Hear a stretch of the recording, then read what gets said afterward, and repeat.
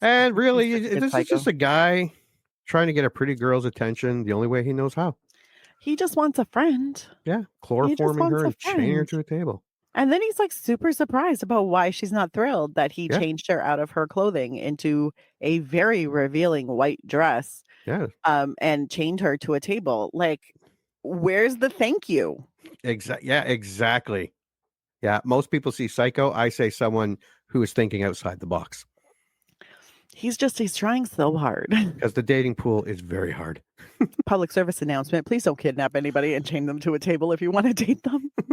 Lights, camera, and action. Welcome to the I Remember Liking That Movie podcast. Remember those childhood movies you loved? We're going to watch them again and find out if they're still as amazing as you remember. Let's get ready to join Anna and Jimmy as they go back and watch those movies you remember being oh so awesomely good. Horror movies that scared.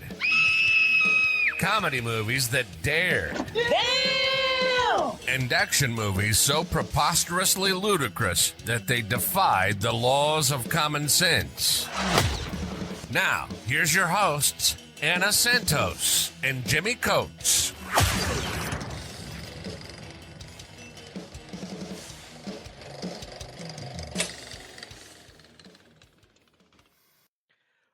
Welcome to the I Remember Liking That Movie podcast. We are still doing Christmas, and this is the part where we get to our horror. And this is not really a horror. This is more of a thriller.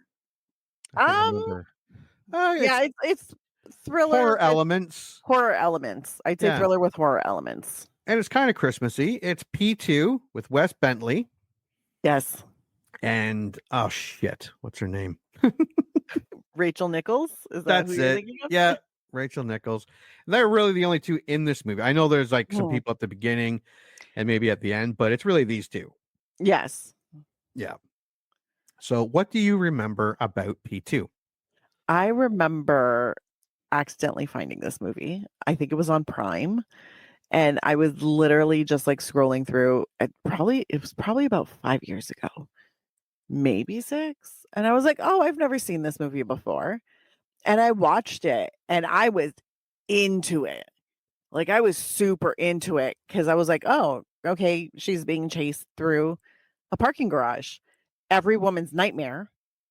So it felt very like viscerally terrifying because you're Yeah. like, well, shit. This is literally every woman's nightmare. This is what we're trained to think of. But it was so good. And I loved it because it was very much a thriller. There was a lot of suspense. There was a lot of, oh God, what is she going to do now? Oh God, what is he doing now? No, don't go there. You have horror kind of movie moments where you're screaming at the screen and being like, don't do that. No, he's right there. I thoroughly enjoyed it. I loved it. What were your thoughts? I remember liking it. I'm not afraid of parking garages. I get that's where I'm at my scariest. Yeah. When I'm walking around and there's just me and some chick walking around. I get it. Yeah. I get it. You're the scary thing. I'm the scary thing. Me with my like bag of fucking shit from the mall. But yeah, I remember it being gory. I remember being a lot better than I thought it was going to be because I watched this around the time it came out. Yeah. So it must have been a rental. And it probably was not what I went to get. It was probably something I grabbed because what I wanted wasn't there. Or it was a second or third pick to go along with it. This was becoming the end of the video store era, the 2006, 2007. Yeah. But I did remember, I think it was one of those things where I think it was the better of the movies that I did have. The movies that I watched that weekend, it was surprisingly the better of them. And it was just one of those things I stumbled upon and that it was there. All right, box office. We are released on November 9th, 2007, right after Halloween and way before Christmas. At least it's before Christmas. Yeah, we'll give them that. With a budget of only $3.5 million, it had domestic of 3.9 and an 3.7, so it made almost $8 million. Yeah, and I don't remember there being a really big like marketing push for this. So No.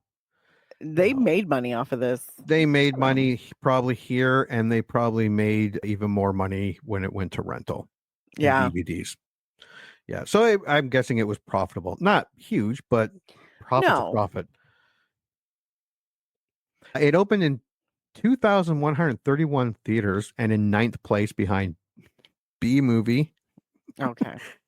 second week, American Gangster, second week, Fred Yep. Claus, first week, Lions for Lambs, first week, Dan in Real Life, third week. I didn't like that movie. I don't remember liking that movie.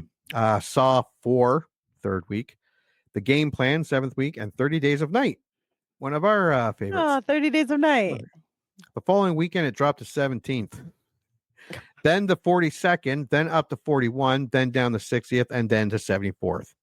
And then it stayed in theaters for another 2 weeks and it was pulled. So, yeah, it didn't really do great, but again, No. not horrible. No. All right, let's go to the tail of the tape. November 9th, 2007. It is a mystery thriller, rated R, and comes at a pretty decently paced 1 hour and 38 minutes. That is a great timing. Yep. Taglines: a new level of fear, Perfect. a new level of terror. Also perfect. It's just if if there's another level. No, I don't think there is. She did what he never expected. She fought back. Oh, that's a good one. The only thing more terrifying than being alone is discovering that you're not. Ooh. These aren't bad taglines, actually. These are actually pretty good. Maybe you should put a little extra money in your marketing. Right? Yeah.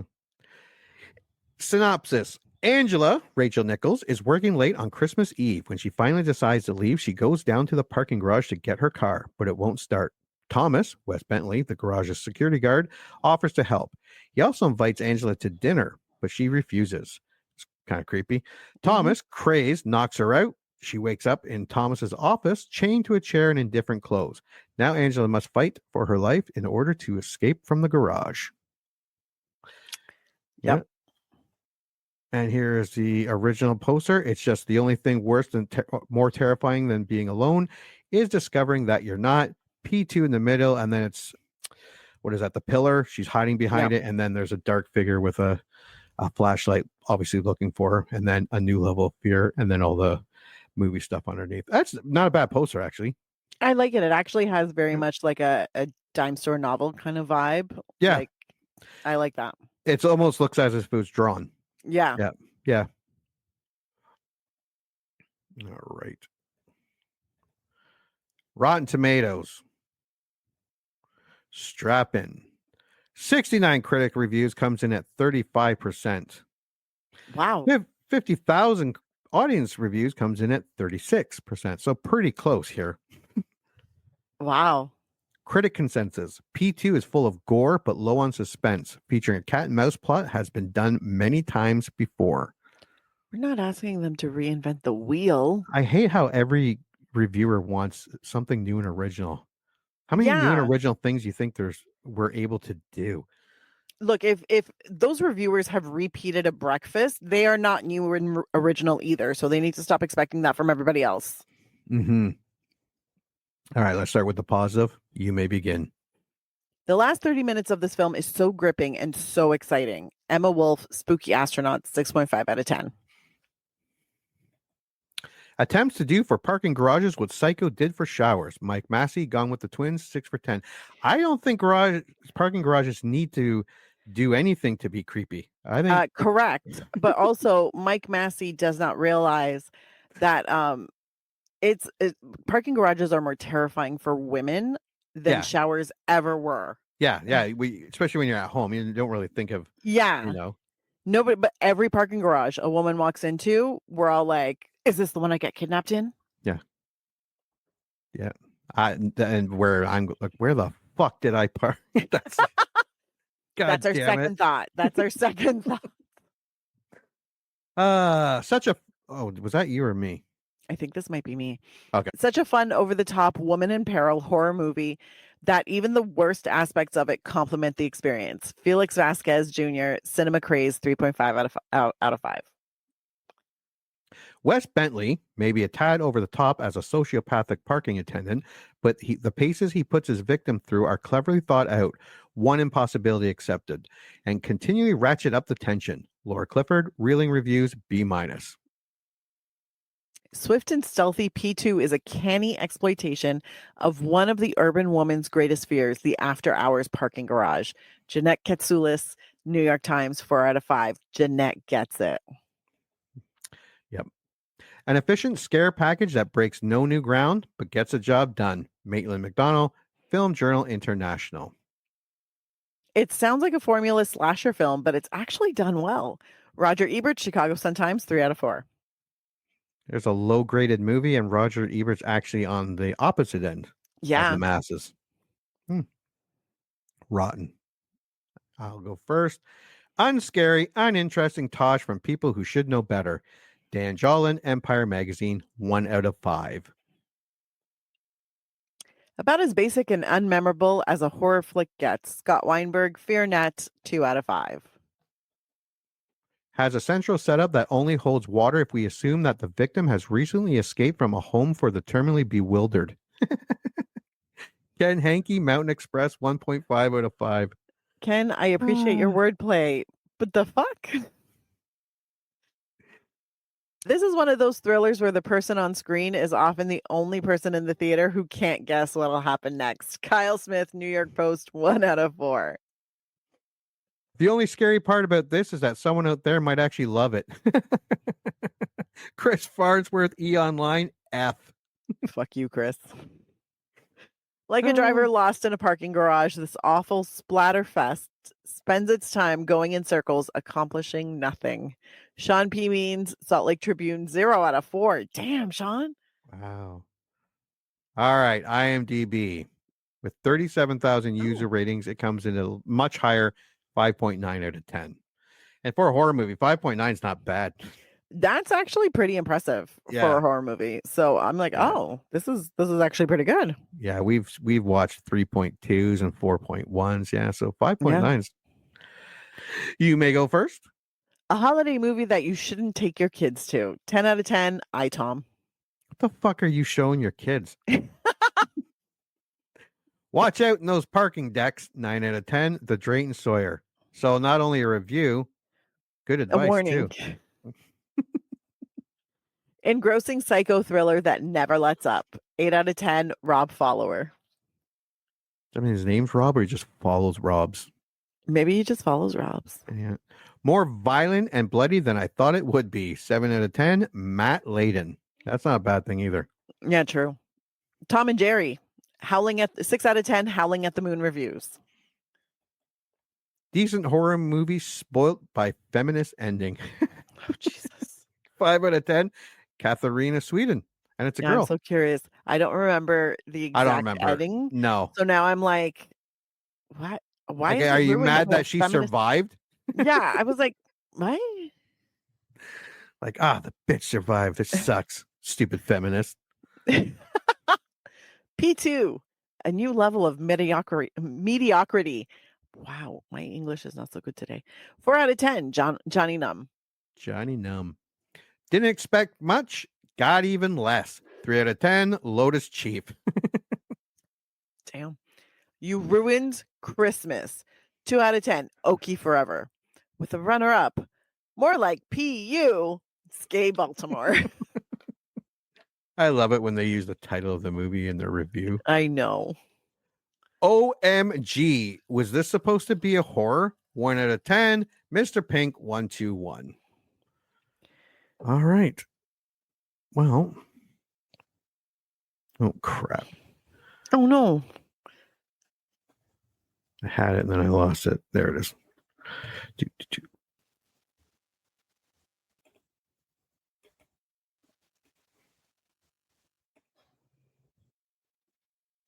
I want to share to everybody. Here we go. Share.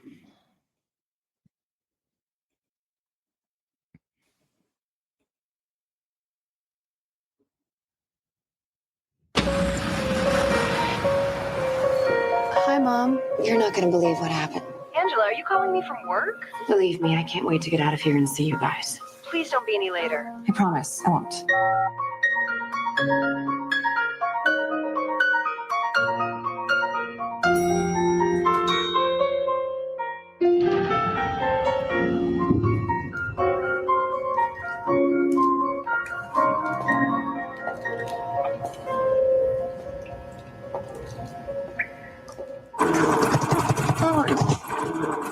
What am I gonna do?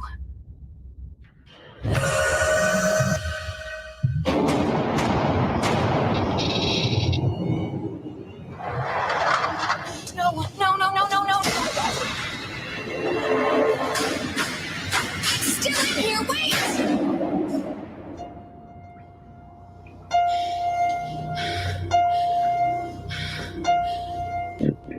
Hello?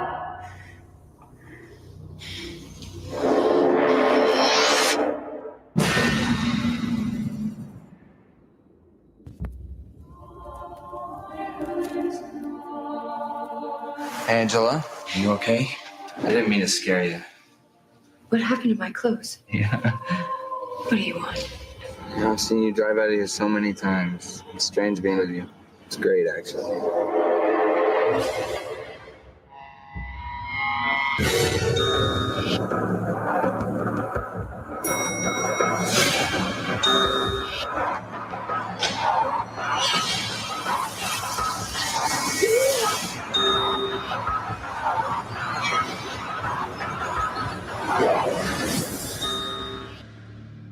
Please, if anyone can hear me, someone's trying to kill me.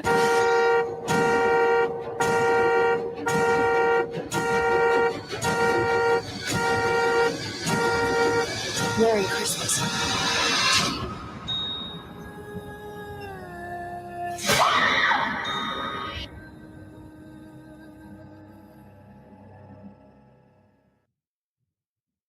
Well, there we go. So reviews and box office and tail of the tape, and now a trailer. What's your prediction? I think I'm gonna like it a lot. Yeah, it looks good. The trailer looks good. I'm not expecting anything new here. It's just a thriller. Yeah. Come on. But A little the bit actors of are, gore. yeah, and the two actors are actually good actors. So good. I do like Rachel Nichols a lot. I watched her a lot on Continuum, which was great. She played a time traveler. oh yeah, right. Yeah. Time traveling cop. Yeah, she's in the remake of the Amityville Horror, Yeah. G.I. She- Joe. She's done quite a few things. Yeah, And she was in Criminal Minds. she was. Yeah, she plays the FBI recruit whose dad was Oh, a serial yeah. killer. Okay, yeah, I see that. Yeah, she's been working fairly steadily for a while now. Yeah. All right. Well, we both think we're gonna like it. Well, I'm gonna go grab my kids and sit down and watch P2. Because it's a holiday classic. A holiday- You were feeling Hey, all kids, warm who on wants- the inside. yeah. Hey kids, who wants to watch a holiday movie?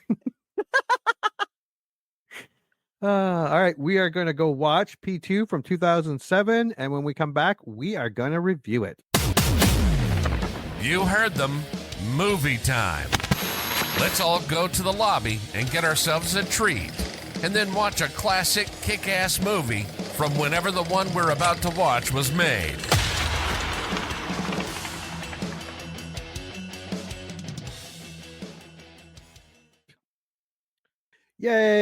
Yay! Did you watch P2? I did indeed. And what's your initial thoughts? I still really like it. And there were some parts that I had forgotten about. And I was like, I forgot oh a my lot. God, yeah. Well, no, I remembered some parts, but I was like the entire, she gets kidnapped, kept in a parking garage, and then fights for her escape.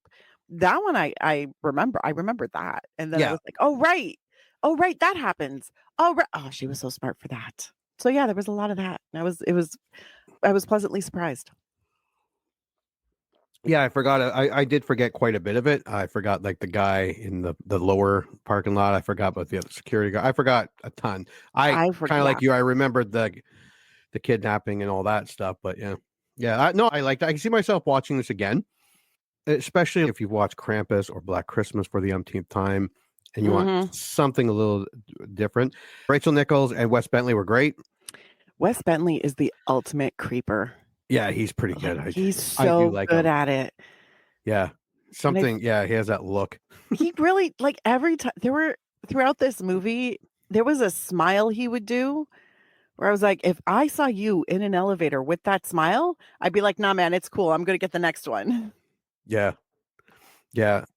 Yeah. And actually, because it was such a thin premise, parking garage, kidnapping, they really did it. Like, it made sense. I mean, as far as like the serial killer and psychopath, he almost got caught a couple times. There were other people in the building, the phone calls. It was all there were two glaring plot holes. But I mean, other than that, what were your glaring plot holes? It was the gentlemen that did not make it that both said they were going home to see their family. Their family most likely would have called, and someone probably would have went and checked that building.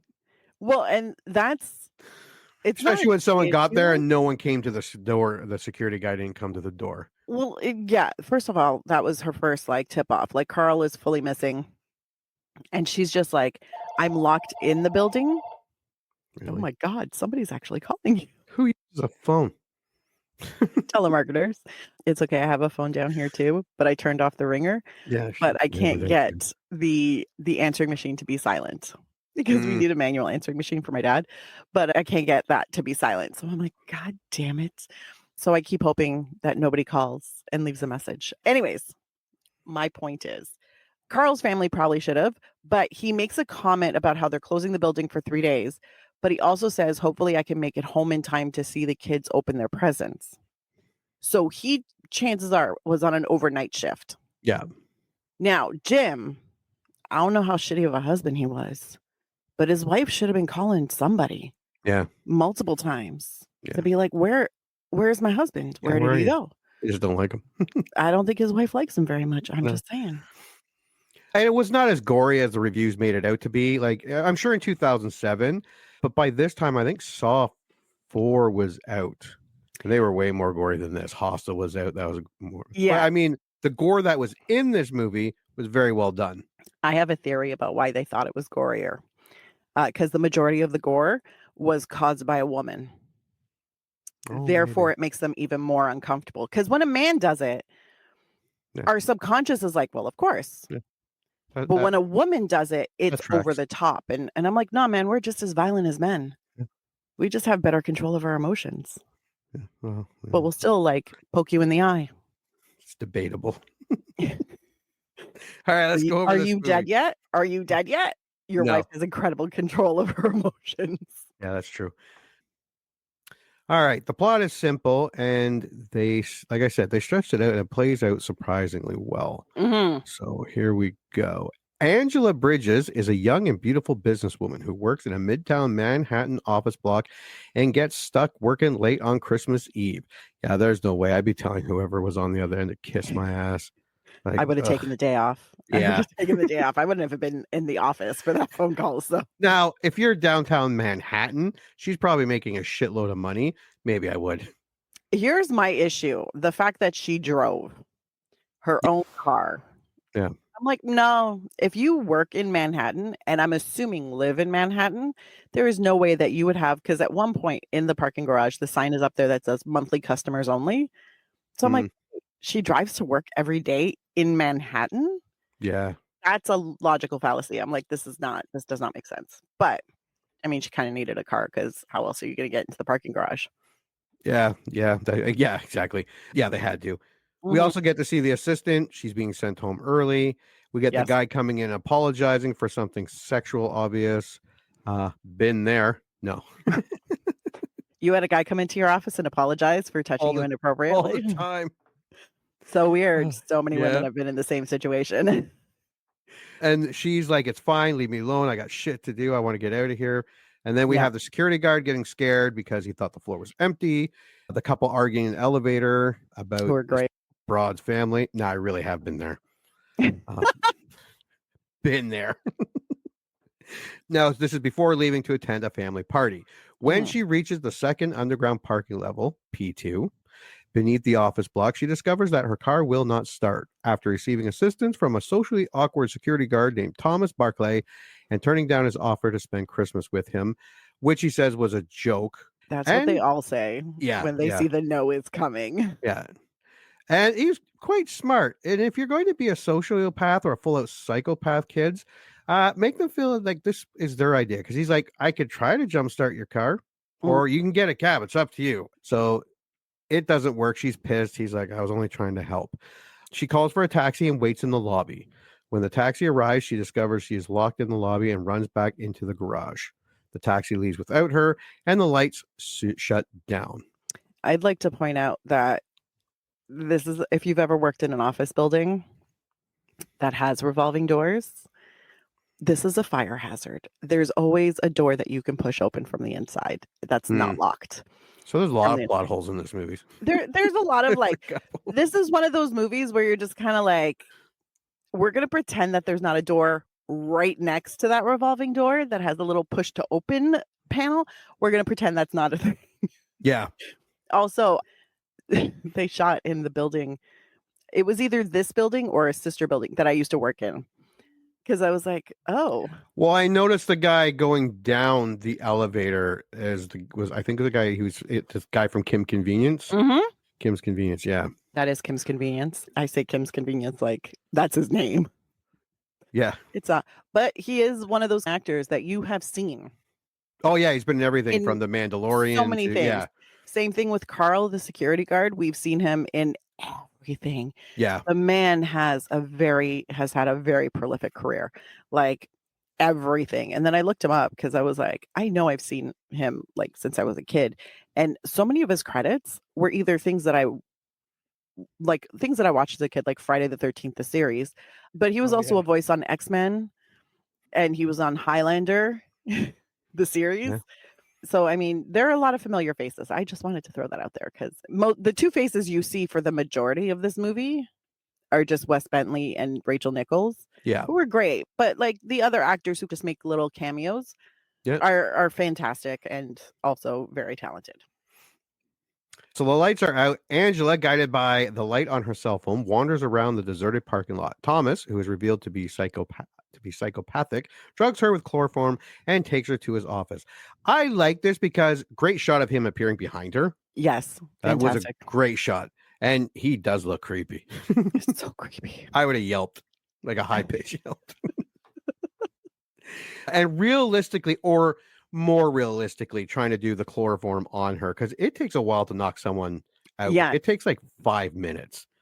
Also, I think it was really hilarious that he was shushing her as he was doing it. She's like shh, shh, and I'm like, no one hears you. There's no one there. No. Yeah, just let your full psychopath out. Just tell her to scream. No one can hear you. No one can hear you. But no, shh, shh. They'll never find you. And you need good core strength and upper body strength. Like you really got to commit to the chloroform thing. Later, Angela awakens in a haze inside Thomas's office, having been changed into a white dress and high heels by Thomas and her foot chained to a table. Yeah, first she wakes up and he's in a Santa Claus suit and he's like, ho, ho, ho, Merry Christmas. Yeah, that's super weird.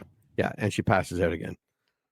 I would pass out too. Yeah. Why was I being kidnapped by Santa Claus? Yeah, go to my safe place. Then she comes to, needs water, throws up, notice she's chained.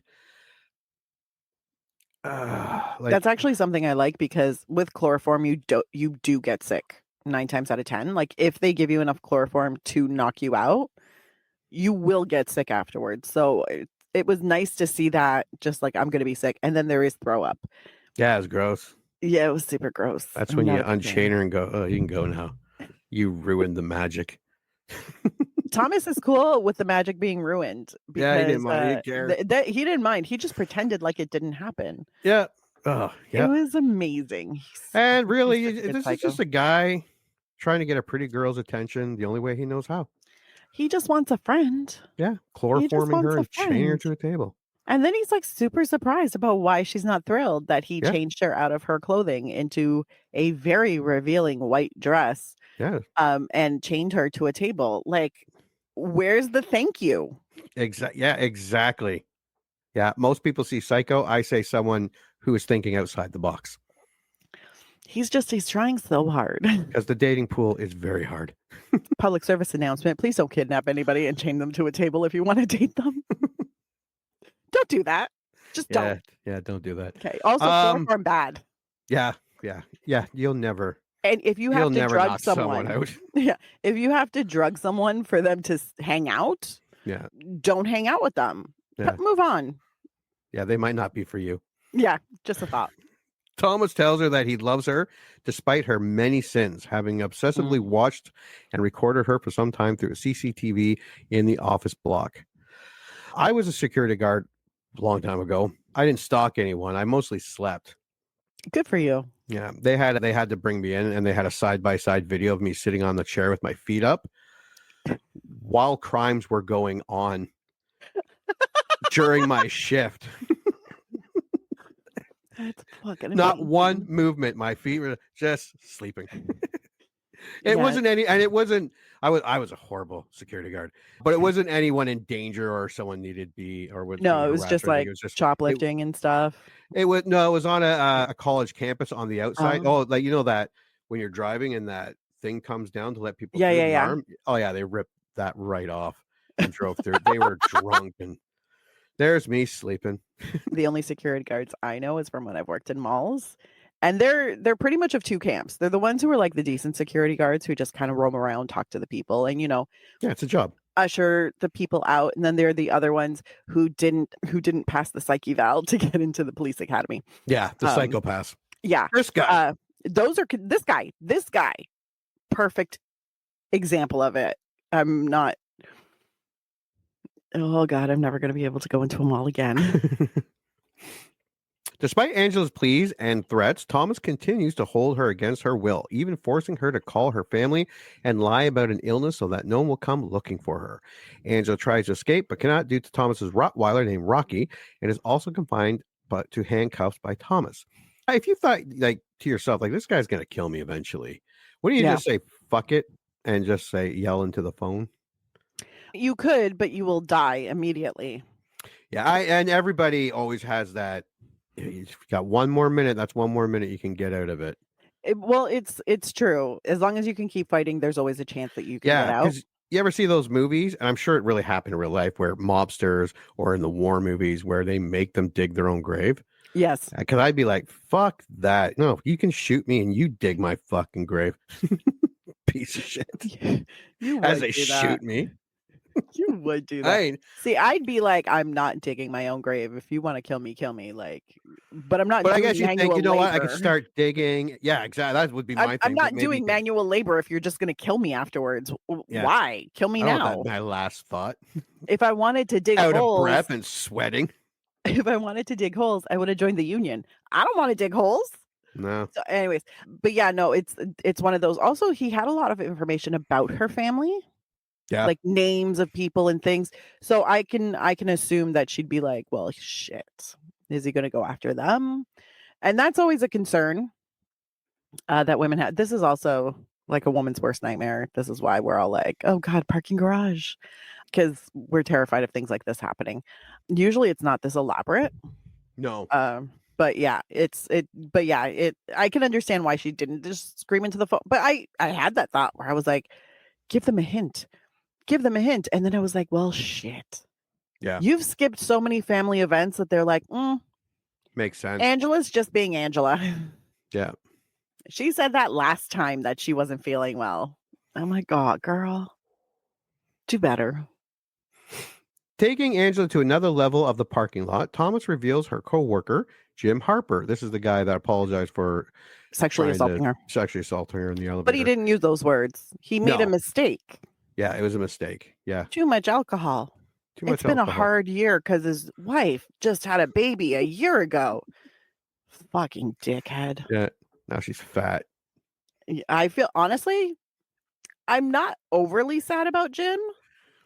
No, I'm kind of okay with it. Well, okay, hold on. So Jim Harper tied to an office chair. Thomas delusively believes that Jim is a terrible person after he witnessed him drunkenly grope Angela at an office party and refuses to listen to or believe Angela's pleas that Jim apologized for his drunken action earlier.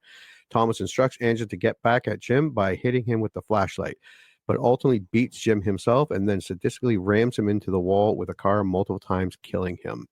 Great scene.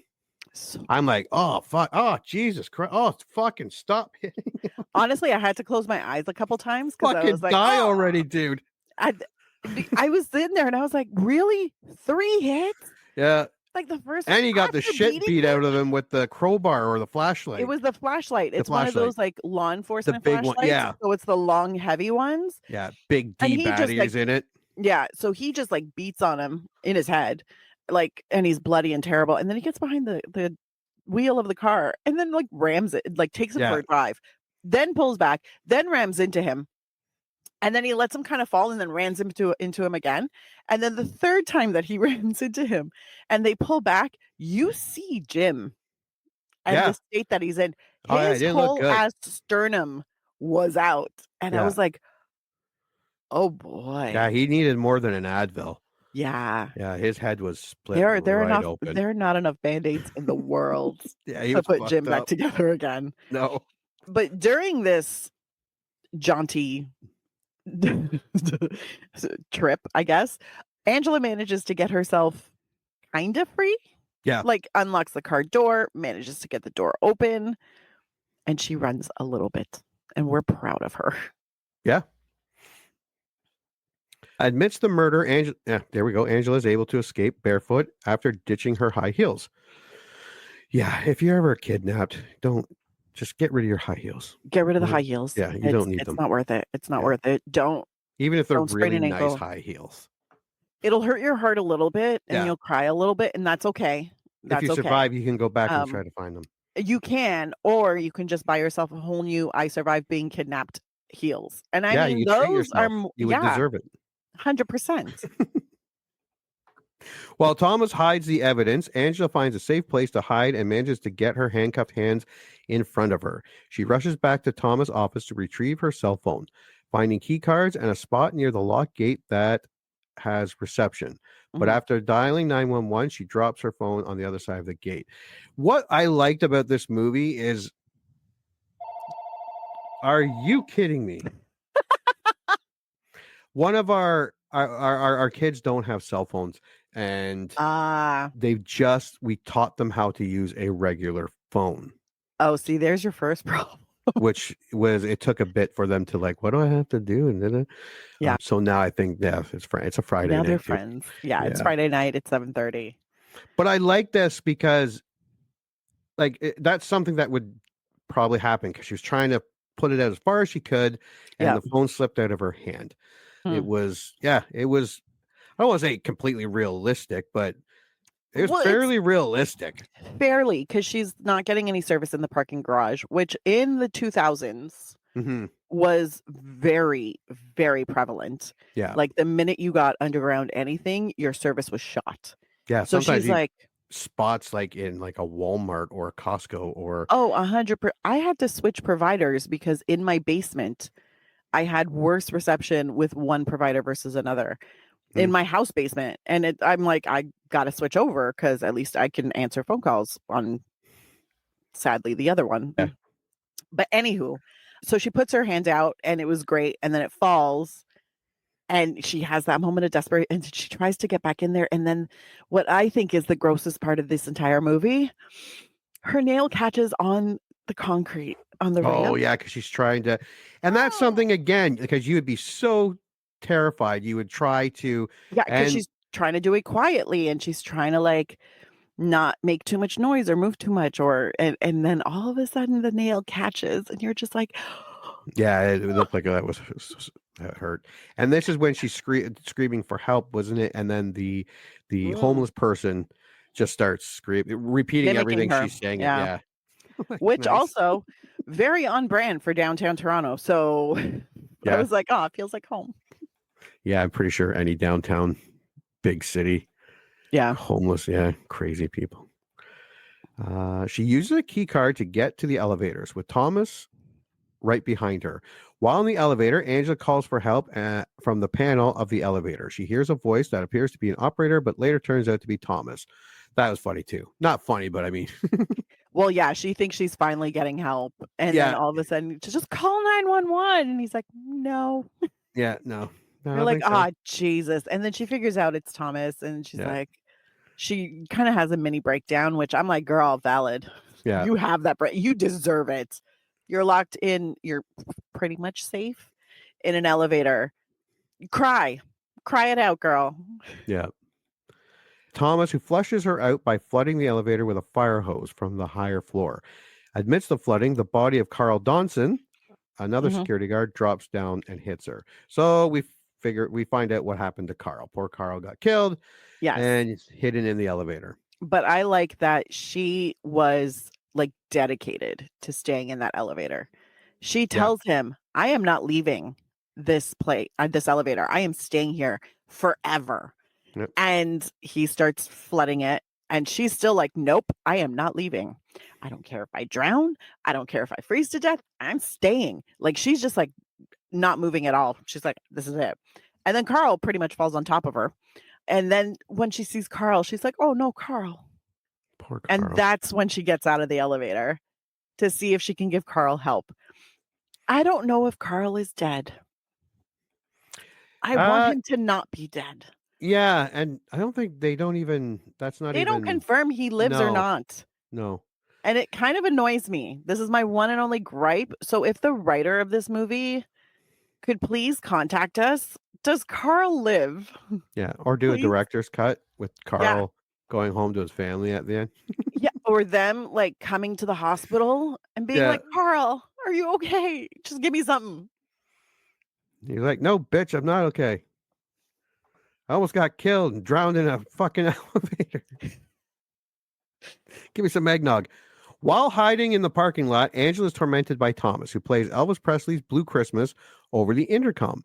She breaks open an emergency fire axe and begins to destroy the cameras one by one while making her way to his office, prepared to fight. Yeah, and this a little different because usually it's the girl running around scared. This girl, there's a reason she's corporate. Yeah, she got up that ladder somehow, not by being meek. Also, she grew up on a farm. And she grew up on a farm.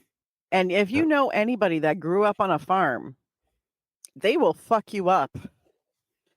Because they spent their lives getting up at the crack of dawn, sometimes even before dawn, getting in a good solid 6 hours of work, then doing like 8 hours of school or 8 hours of work, and then coming home and doing another 4 hours of work. So I'm just saying, don't fuck with farm people. No. And yeah, killing stuff is not really that gross to them. They're kind of cool with it, you know? Yeah.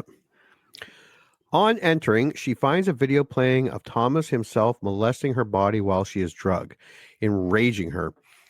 Thomas sneaks up behind her, knocks her out with a taser, and hides her in the trunk of a car, just as two police officers arrive in response to her reported disturbance. Angela wakes up and breaks out, but realizes she is too late and sees the police car drive off. Well, the police car did go... I'll hand it to Thomas. He really fucking cleaned that place up. He really did. He really did. I mean, I don't know. I don't know how he found the time, but he found the time. He took care of business. Also very efficient. Very, very efficient. Because I'm like, sir, you did not have that much time to do this, but you did an amazing job. I did like this a lot because you see Angela in the trunk. And it's very well lit to be like just creepy enough. And she manages to get out her tool or the toolbox that's there. And she manages to get out of the trunk. But I think Thomas realizes like she's screaming like help. Yeah. And that's when he puts music over the loudspeaker. Again, a nice little Christmas ditty. So nobody can hear her screaming from inside the trunk as the cops roll past. Which by the way, I'm like, God damn it, guys. Would it kill you to fucking like get out of the car? Maybe check a few things. Yeah. And then I was also thinking to myself, Angela should definitely be moving that car. Like roll around in the trunk, like get it to bounce up and down. Yeah, get it to move. Because if they can't hear you, move the car, because then they're going to be like, why is that car moving? Yeah, I might want to check that out. Yeah, let's go look. Anyways. Thomas releases Rocky, who chases Angela and bites her leg. Although she manages to kill Rocky, this act causes Thomas to become enraged and continue pursuing Angela in a more vicious manner. Yeah, the dog, that was fucking dogs. That was a pretty good scene too. It was a good scene, but I felt bad for the dog because I had forgotten about the dog. Mangled that fucking thing. She like went in, and I was like, I mean, deserved that fucker. Yeah. But also puppy dog. No, don't do that to the puppy dog. I felt bad for that, but that's just me. But yeah, I was like, oh, don't kill the dog. Don't kill the dog. And then she killed the dog. And I was like, I mean, he was kind of vicious and terrible. So, I mean, but Thomas's reaction. Yeah, he was just a dog. He was just a dog. What did he do to you?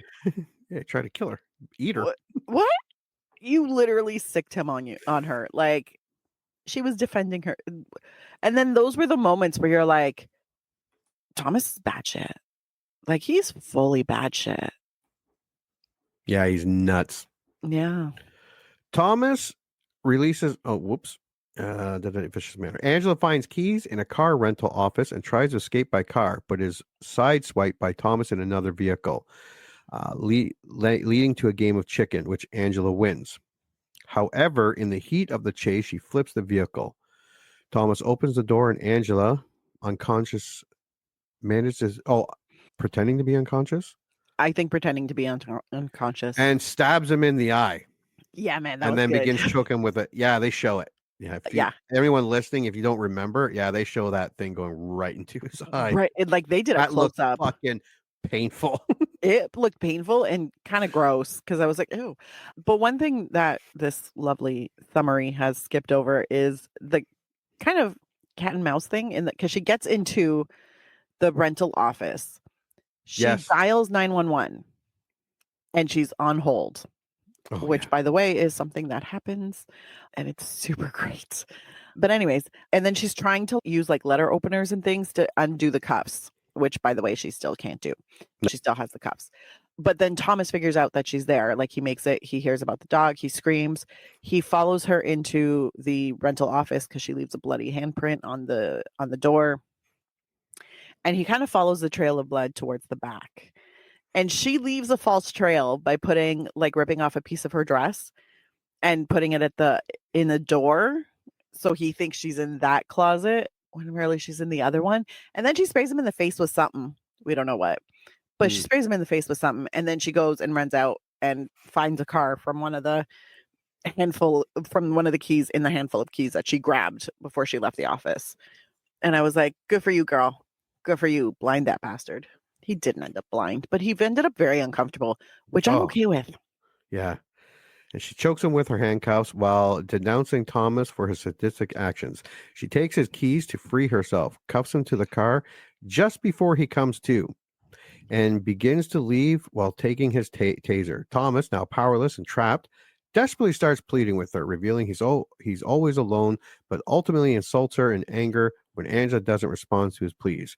This pisses Angela off, and she tasers the gasoline, which sets on fire, leaking from the car, and sarcastically wishes a now horrified Thomas a Merry Christmas before using the taser to ignite gasoline, engulfing a screaming Thomas in the flames and causing the car to explode, killing him.